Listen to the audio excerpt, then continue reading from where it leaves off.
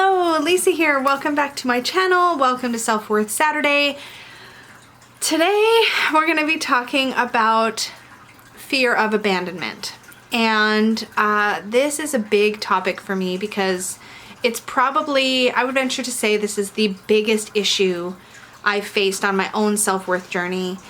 And so I'm a little nervous about this topic. It's taken me a bit to sort of get up the, like I prepped all of my thoughts on it, but just actually sitting down to film it has taken a lot of deep breathing and reminding myself why I like this series and why I care about this series so much. But it is really close to my heart. Before we dive into this week's topic though, I just wanted to give you guys a quick rundown like I like to do so that you know what to expect on Self-Worth Saturday, especially if you are new here. So Self-Worth Saturday is a series on my channel where I introduce topics related to self-worth based on my own personal experience, and I share some of how I've experienced that topic and some action steps. I like to give some journal prompts and a weekly challenge, just some things you can engage with this topic if this is an area you want to improve in your own life. And we will usually follow this up with a live stream. So you may see right now a live chat box. If you're watching this on mobile, it might be on top over here. If you're watching this on a desktop or a laptop, it might be below or beside the video. But if you see me interacting there, that's real, that's live. And then this part is pre-recorded. So it's not a proper live stream, and sometimes that confuses people. So I want to talk a little bit about last time's topic. So last time we were talking about taking up space, and if you missed that video, I will put a link to it up in the cards so that you can take a look at that after this one. But taking up space is a topic that is something I think has been helpful to me on my self-worth journey, just learning to take up more physical and energetic space, to not shrink myself, to make myself acceptable to other people or to society, or, you know, there's a lot of ways to look at that topic. But last time I challenged us to try to consciously take up more space. So if you were working on that over the last week or two and you feel like sharing in the chat or in the comments down below, let me know, let everybody, I guess, know how it went for you, whatever you're comfortable sharing. I found that I did this a fair amount in my personal life. There was definitely things that came up where I feel like I really needed to not shrink and not minimize myself in my life. And sometimes that's really hard to do or really scary to do, but I find that whenever I do consciously do it, I experience a bit of a confidence boost, and that was definitely true over these last couple of weeks. So I would be curious to know how you guys did. Moving on to this week's topic. Abandonment. Fears of abandonment is a big topic. This was the most voted topic in the Supportive Tarot Facebook group. So the topics are always available there to vote or to add new topics to the list. So if you're not in the group, there's always a link to that in the description box down below. You can request to join. Just make sure to answer the question about how you found out about it so that we know you're not like a bot or somebody trying to sell us stuff. But it's fun to be in there and be a part of that conversation. This one was the most voted topic there. And I kind of knew, like I didn't even like vote on it myself. Like I kind of knew we were going to be covering this, and I don't remember whether I added the topic to the list or somebody else did. But there's been a part of me that's just been nervous about it because it's such a huge thing, and it's something that I still really am actively working on. It's not something that I feel like I've aced by any stretch of the imagination, so just please know that when I'm talking about this, it's very much from the place of being in it and experiencing it all the time and feeling the impact of it on my life. So I think that's important to be clear about. But in my opinion and experience, fear of abandonment is a type of insecurity. And when we're talking about self-worth stuff, we're also talking about insecurity and the ways that we don't feel worthy and deserving in our relationships and with people in our lives. There's this like physical type of insecurity where you're afraid of the rug being pulled out from underneath you in your life, like you're worried you're going to lose your job or finances will fall apart. Those are sort of physical types of insecurity. And in my experience, fear of abandonment is like an emotional type of insecurity. It's a less tangible experience of insecurity. It's like the fear that that rug is going to be pulled out from under you emotionally. It's the fear of being left, of being abandoned, and the implication that that leaving that happens to you when somebody leaves you or you feel abandoned in that way, that means that you are unworthy, unlovable, not good enough. And if you weren't concerned about the way that being left makes you feel about your own personal worth, you probably, in my opinion, would be less afraid of being left. And I hope that comes across the way I intend it. But essentially, if you weren't experiencing that emotional insecurity about your personal worth and value as a human being, then somebody leaving you wouldn't have the same level of fear. I'm not saying you wouldn't be afraid of it, but it might not hold the same weight. And that's my belief about that topic. But I think the fear of abandonment is less about a fear of being alone, although that's a part of it, I think, for a lot of us, and is more about being judged or deemed unworthy by somebody you care about. It's that idea that if somebody exits our life in any way, shape, or form, that it's because we were somehow less than, or we failed in some way, or we weren't worthy in some way, we weren't good enough in some way. So I have a little Bruno like right here. I don't know if he just sensed me being like tense about this topic, but I think that's a big, big part of it. In reality, if someone exits your life, it can be for any number of reasons. Those reasons may have nothing to do with you. They may have to do with a desire for you to be someone that you're not. There may be something to do with an incompatibility. There may be something about their own insecurities that are at play. It may be their own maturity or immaturity, or it may be their need to level up their own life, and for whatever reason you aren't in the same place at the same time. There's a reason they need to move on from that relationship. And I think that in my experience, it's rarely about your worth. When someone leaves your life, it's rarely because you are inherently unworthy in some way. And I say rarely, I really should be saying never, but that's about that other person and the choice that they're making. And it doesn't, I'm like losing my words because this is such like, I feel like there's so much I want to say. But at the core, it's definitely a self-worth issue, right? And I think that when we feel worthy, when we work on ourselves and our own self-worth journey, and we continue to make that progress about how we feel and how we value ourselves, then the fear of being left, I don't think it disappears, but it's lessened. And I think that it's incredibly unlikely, and once we can identify this, I think it matters a lot and it's helpful a lot, but when we can identify that it's unlikely that we're going to be left because we aren't worthy, it makes a big difference in how you process this fear when it bubbles up for you. Hopefully that made some sort of sense. But why are we so afraid of abandonment in the first place? And I think I kind of mentioned that a lot of it has to do with that whole fear of being judged as being somehow unworthy. Oh my God, this little munchkin is like right here. Come here, buddy. He's like, I need to be in your lap. This is what's happening. Hi, hello. Okay, I have to have my notes handy too. Okay, so here's the thing. I think that those of us that live like sort of day to day with this generalized fear of abandonment often have had real lived experience. It kills me that all you can see is the tips of his ears and I'm very distractible.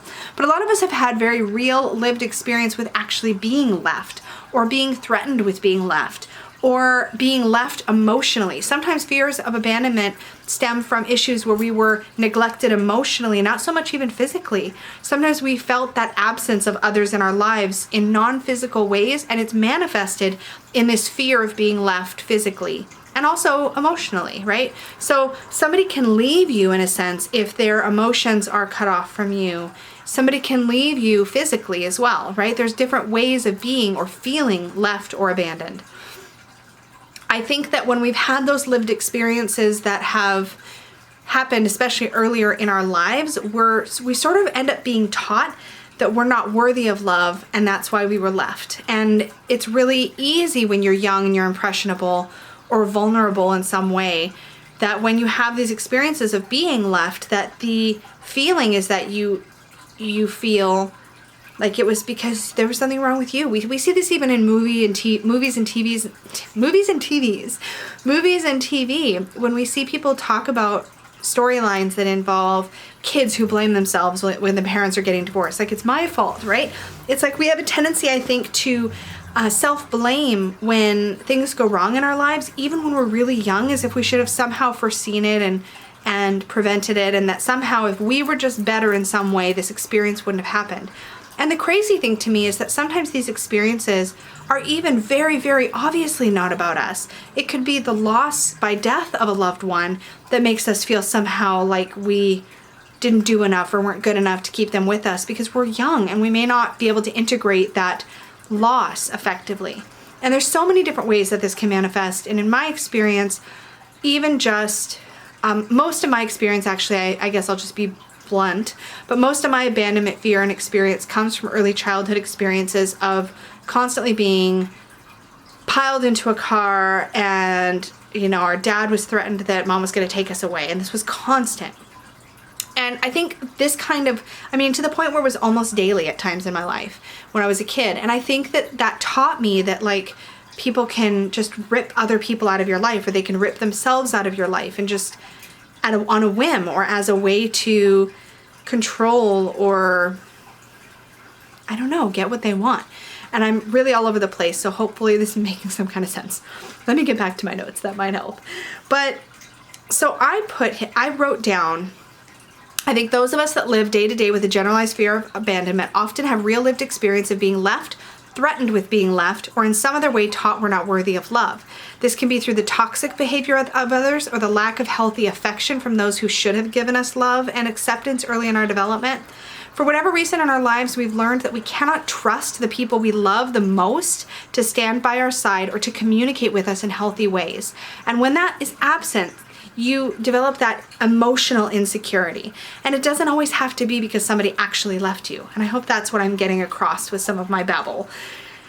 So how does the fear of abandonment show up in our lives? So first, it shows up in neediness within our relationships. There's a need for constant reassurance and reminders that our loved one isn't going anywhere. This can be endearing sometimes, but, and especially early on in a relationship, I think it can be a little bit endearing. But then over time, what can manifest is that it becomes a type of being overbearing in your relationship. That need for constant reassurance and validation, it just tells your loved one that you don't trust them. And the reality is that you don't, right? When we're in that place of fear, of abandonment, of being left emotionally or physically, we aren't leaning into trust. We don't actually deep down believe that our loved one will stick it through, will work things out with us, that sort of thing. So number 2 is lack of trust within our relationships. Generally, there is a lack of trust and faith in your loved ones, that your loved ones will let you know when there are problems to address rather than just bail on you or freeze you out. And this can manifest in all sorts of ways. So if you don't trust, this is something that's been really, the reason I'm referring to my notes so much is because this is such an emotional topic and I'm trying to keep myself on track. But the reality is, if you don't trust your loved one in that relationship, whatever kind of relationship that is, it eventually breaks down the relationship. And some relationships can move through that and can work through that and grow together through the experience. But sometimes the partner can just get tired of feeling like they maybe have earned your trust and still don't have it. So those of us that really struggle with fear of abandonment, we have sometimes pushed away people we really love and connect with because, you know, we're so afraid of being left. And sometimes what happens is that we're not able to effectively communicate where that neediness is coming from. It's one thing to have a fear of abandonment sort of bleed into your life and into your relationships. And it's another thing to be completely unaware of it and it breaks everything down and nobody knows why. Nobody knows where this neediness is coming from. And I think a lot of the things that I've had to work on throughout my life, both on a self-worth path and also just generally as part of my shadow work or my personal growth work, it takes so much self-awareness to always be looking at yourself and going, okay, what do I need to be working on right now in this moment or today or tomorrow? What is right in front of me? And I think that because I have this ingrained deep fear of abandonment, I constantly have to be looking at this and being aware of it and noticing when I'm not acting in trusting ways. Okay, see, I knew I was gonna sidetrack if I looked away from my notes. So number 3, fear of loneliness or aloneness that leads you to get into relationships that are not right for you or stay in ones that are definitely not right for you because you're afraid to be alone. Lack of a partner, for example, can make those of us with abandonment fears feel like we don't have a partner because we don't deserve one. So this can wreak all kinds of havoc in your life. Those of us with fear of abandonment often put up with more than we should from people in our lives because we are afraid to lose people because we're already so afraid of being left. And this can cause us to cling too hard to people and relationships that don't serve our highest good, that aren't healthy for us. Even when we know those relationships are making us unhappy, it's hard for us to let go because we're so afraid of that aloneness or of somehow not being good enough. And this can manifest in all kinds of lovely ways. And there's a lot of overlap here with codependence, and that is a whole other topic. But there's overlap with all of these topics. And for me, I feel like the struggle has been not only forming relationships that are good for me, but holding on to relationships that are good for me and not sabotaging them.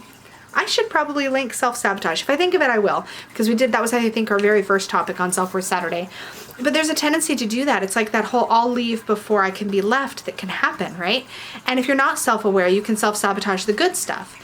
And also, if you're not self-aware, you can invite the bad stuff or stay in the bad stuff.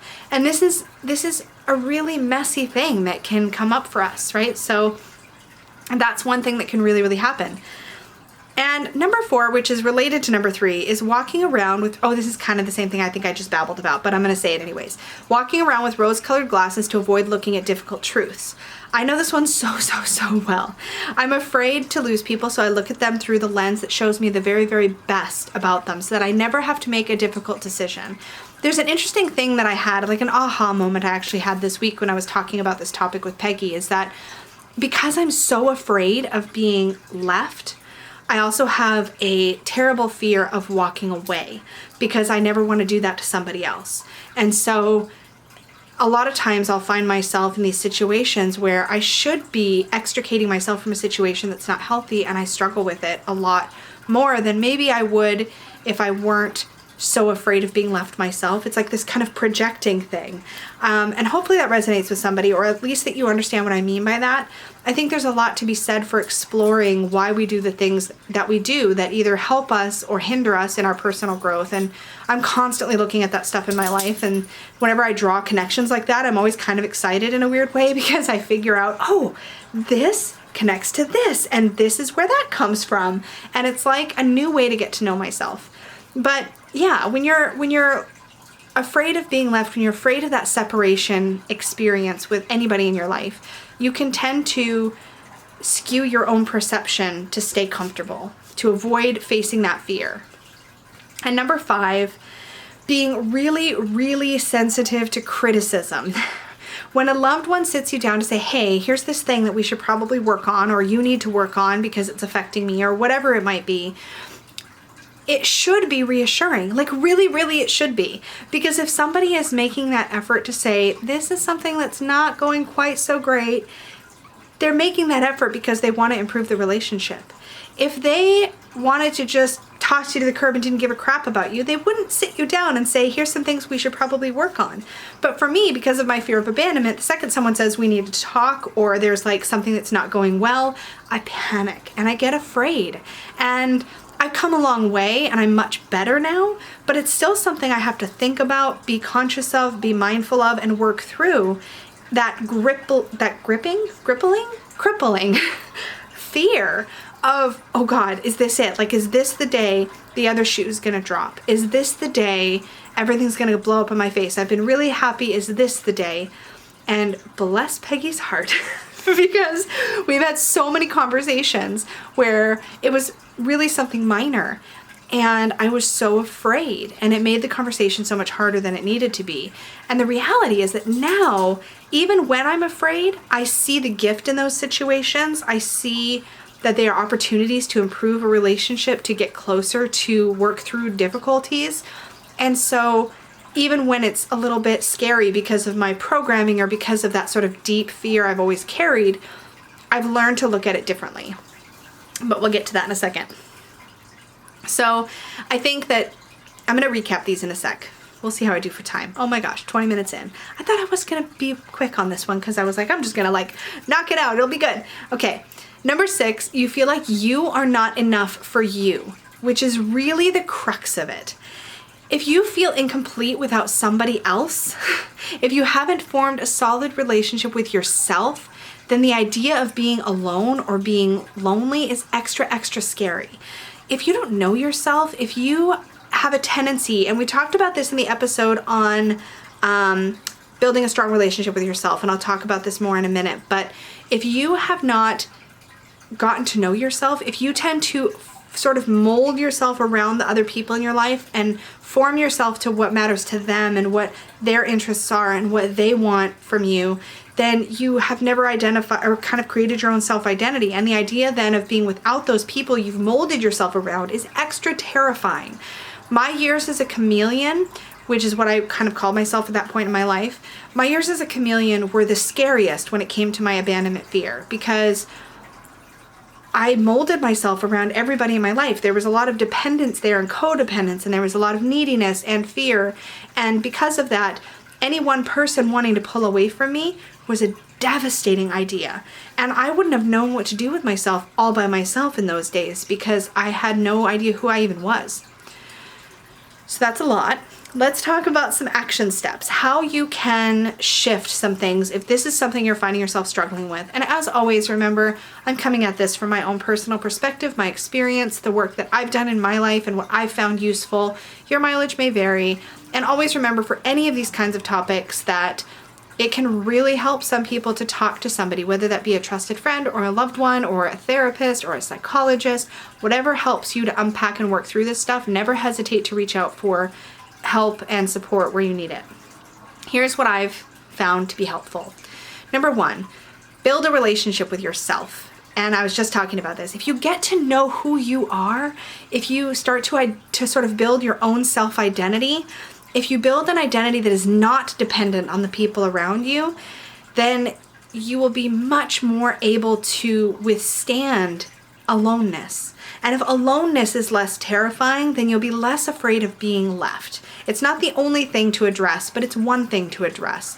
And the stronger you build your own identity, your own belief systems, your own hobbies, your interests, things that are about you and only you, the more that you do that, the more you can stand on your own 2 feet if life throws you an emotional curveball. Number 2, kind of related to number 1, practice putting yourself first in nurturing ways, but also in ways where you hold yourself accountable. This is about getting to know you, which is why step 1 is so important.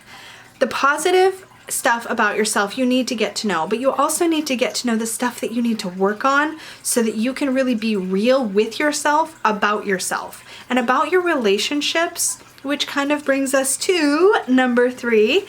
Take off the rose-colored glasses. Be real with yourself about what you do and don't contribute to, and get out of your relationships.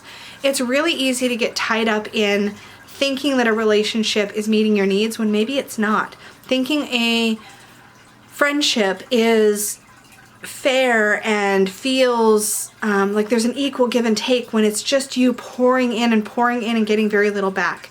And from personal experience, those of us who struggle with fear of abandonment often also struggle with being a little more dependent, and that means that we also tend to be a little bit more people-pleasing, and these are all topics we've covered before, but because we're people-pleasers have a tendency to attract to themselves other people who are naturally taker kind of personalities, and those taker personalities are drawn to people-pleasers kind of like moths to a flame. It's just like one of those wonderful marriages that's really actually kind of awful, where things are really imbalanced, but neither party really realizes it because of how things are already skewed. Hopefully that made some kind of sense. It made sense in my head.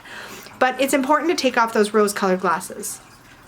Step number 4, get more comfortable with criticism. And I'll try to link up the constructive criticism episode that we did. Remember that if people didn't want to work on a relationship with you, they wouldn't bring it to you. They'd just bail. Nobody owes you that conversation. And I think if you remember that those conversations, as difficult and scary as they might be in the moment, they are gifts, that this person is giving you this gift and saying, hey, I value our relationship and I want to improve it in these ways, then try to take that step back. And sometimes people are bringing you not so constructive criticism, and sometimes you don't have to, like, you never have to engage with it, right? You can just decide this relationship isn't worth it to me. I'm gone. And that's completely valid. But if you notice those opportunities or those gifts when people really genuinely want to improve the relationship and they're bringing it to you, you might find that you'll learn to lean into trust that they'll do that rather than just walk away. Finally, learn to communicate when you are feeling uncomfortable, when you are feeling insecure. Communicate about that fear with the person that you're feeling it with, rather than just sitting on it and trying to like stuff it down and pretend it's not happening. If you communicate about your insecurities and your fear with your loved ones, they'll know where the behavior is coming from. It doesn't excuse it and make it okay to keep behaving in ways that are unhealthy, but it lets people in on your life. It gives them an opportunity to feel trusted, that you're willing to be vulnerable with them. It also lets them see that this is something you're aware of and that you want to improve and work on. And that can go a long way towards building more trust in relationships where fear of abandonment is at play, because that trust is usually taking a bit of a hit from one or both of you if that fear of abandonment is in the mix. Try not to fuel your own fear by making assumptions. Ask questions, share your vulnerabilities, get to the root of what you might feel might be negatively impacting your relationship. But remember that if you're going to want to improve the relationship, I'm saying this all kinds of awkward. If you want to improve that relationship, if you want to deepen that connection, if you want to improve this as an area, do that when you're ready to do that. Don't invite the criticism. Don't ask questions you're not ready to hear the answers to, because that can end up opening up an opportunity for that relationship. Maybe it could have experienced some growth, but if you weren't really ready for the information and you shut down instead, then nothing happens, nothing improves, right? So I'm a little bit all over the place with this, but I guess at the core of it, fear of abandonment boils down to that lack of self-trust and self-knowledge, and it manifests in a lack of trust in others. It's that lack of feeling worthy and like we deserve the love or the relationship we're in, and so we're just waiting for it to leave us. And sometimes we can manifest our own unhappiness by really marinating in that fear, rather than looking it in the face and going, okay, yes, I have this fear. What am I going to do about it? How am I going to choose to live my life? Am I going to live my life from that place of fear, or am I going to go, okay, I know I have this. I know it bubbles up for me. So I'm going to actively work on noticing when I'm reacting from a place of fear or having an emotion based on fear, and bring it back to what I know to be true about my relationships, about the people in my life, whether that's good truth or hard truth. When I really look my fear in the face and go, okay, I know I'm scared right now, but what is true? Like when I'm dealing with Peggy, it's really easy for me to remind myself how much trust she's earned in my life, how she's stuck through difficult times, and to go, okay, I know she's willing to stick out the tough stuff, so probably this is my fear talking. And you can do that with your relationships in either direction. And I think it's important to just stay really, really honest with yourself. Okay, I'm gonna wrap this up really fast because I am running out of time. So, couple of journal prompts. Write about a couple of early childhood experiences that may have taught you to experience fear of abandonment. Write about how those experiences had nothing to do with your worth as a person or your lovability. Even if you don't think that's true, pretend you think it's true, and write about how those experiences have nothing to do with your worth as a person. And finally, how can you invite more trust and vulnerability and communication into your relationships to loosen the grip of fear? All right, so this week's challenge is, yeah, you guessed it, practice leaning into trust. I'm gonna pull us one card from Buddha Doodles and wrap this up super quick. I just threw one, so that's gonna be the one. Ask me about this in the live chat. Treat yourself. So this is just a reminder to be gentle and compassionate with yourself when you're moving through these issues, when you're facing your fear, when you're working on stuff. Talk kindly to yourself. Be loving and nurturing to yourself, because you deserve that. So remember, repeat to yourself as often as possible, I am worthy and I am unafraid. Thank you all so much for joining me this week, and I'll see you all again soon. Bye.